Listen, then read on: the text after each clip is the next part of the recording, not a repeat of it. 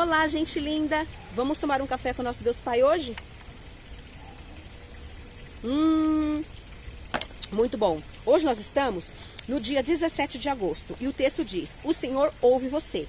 No livro de 1 Samuel, capítulo 1, versículo 6, diz assim: e porque o Senhor a tinha deixado estéril, sua rival a provocava continuamente a fim de irritá-la. Amém?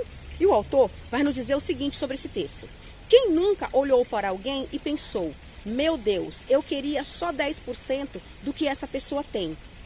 É possível que muitos já tenham feito isso com a melhor das intenções, sem ser motivado pela inveja, mas simplesmente pelo desejo de possuir algo que lhe falta e que outra pessoa tem de sobra. A Bíblia nos revela que Penina, rival de Ana, possuía filhos de sobra, ao passo que Ana era estéril. Nesses momentos, acabamos deixando a porta do nosso coração aberto para as vozes que não vêm de Deus e que, como em uma janela aberta em um dia de fortes chuvas, deixa entrar mentiras e o inimigo pergunta: onde está a sua vitória?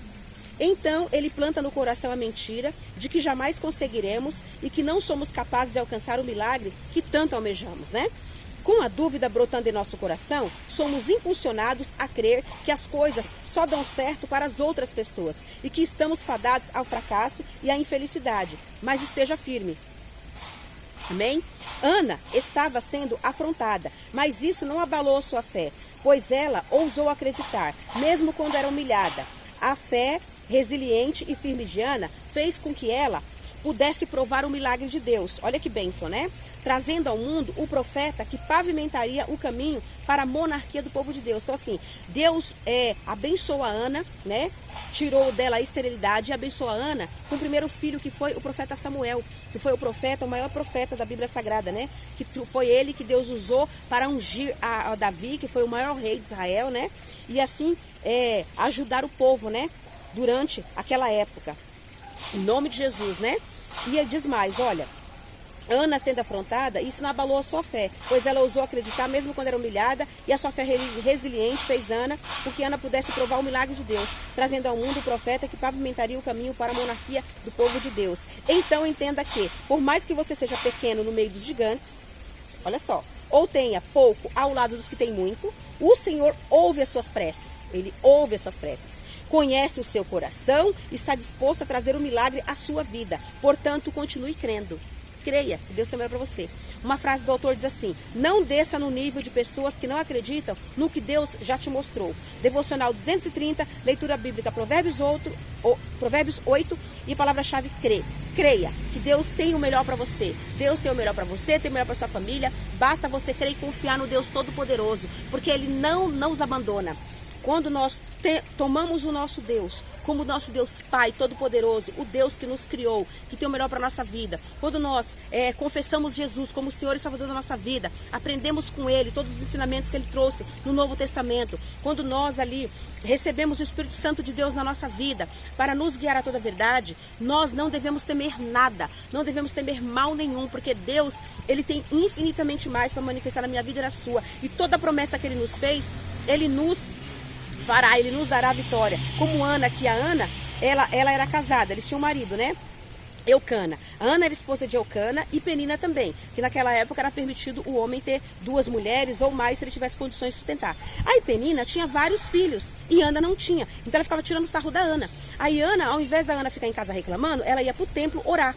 Aí ela orava, chorava, pedia a Deus. E aí um dia Deus ouviu as orações dela e falou pro profeta que daqui 1 ano ela voltaria ali já com a bênção concretizada.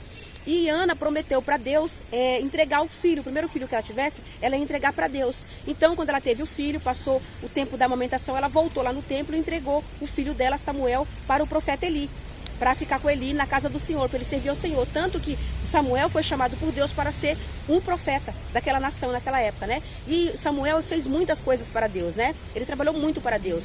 Uma das coisas grandes que ele fez foi ungir Saul a rei, que o povo queria, porque queria um rei. Aí Samuel ungiu Saul a rei. Depois Saul começou a fazer várias coisas que desagradou a Deus. Aí Deus mandou Samuel ir na casa de Jessé ungir o Davi a rei, né? Aí Davi sofreu muitas perseguições do rei Saul, porque tinha inveja dele e sabia que ele ia ficar no lugar dele, né? Mas Deus deu a vitória para o rei Davi.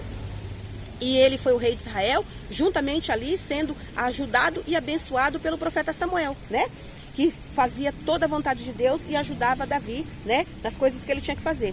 Então, isso que nós temos que fazer. Vamos fazer a vontade de Deus, vamos cumprir o propósito de Deus aqui nessa terra, vamos nos unir. Hoje em dia, nós não temos reis, não temos profetas, né, assim, muito próximos a nós, para poder falar diretamente, mas nós temos o Deus, nós temos uma ligação direta com o nosso Deus. Você pode falar diretamente com Deus.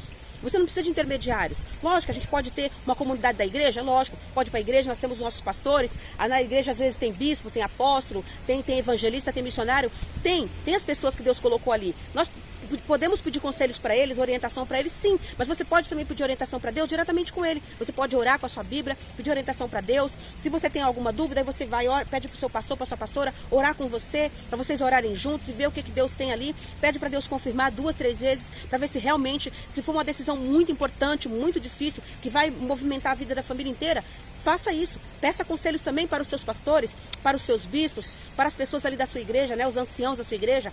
Faça isso, porque isso é louvável, né? Mas nós também podemos orar em casa. É nossa responsabilidade orar e colocar todas as nossas situações na mão de Deus, certo?